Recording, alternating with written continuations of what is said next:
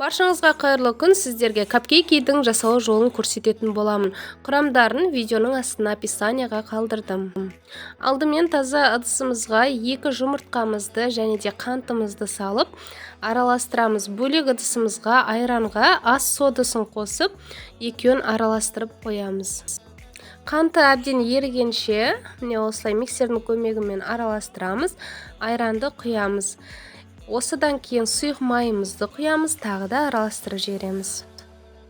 Бөлек ыдысымызға құрғақ ингредиенттерімізді дайындап аламыз. Ол үшін ұнды міндетті түрде електен өткіземіз және де қопсытқышымызды салып, екеуін араластырып отырып миксерлейтін боламыз. Және де осы капкейкелерді құюға арналған формаларды осылайынан қызғылт түсіне және көк түсінен дайындап алдым. Қазір енді 2 қасықтан осылайынан салып шығатын боламын.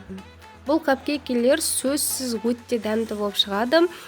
Киндер патиге идея ретінде мен сіздерге кремін көк түске және де қызғылт түске бояп көрсеттім. Кремді жақпай қойсаңыздар да болады. Дәмі өте дәмді және де жұмсақ болатын капкейкелерді сіздер де жасап көріңіздер. Егер осы видео ұнаса, лайк басып, пікір қалдырып, мені қолдап кетіңіздер. Каналға жазылуды ұмытпаңыздар.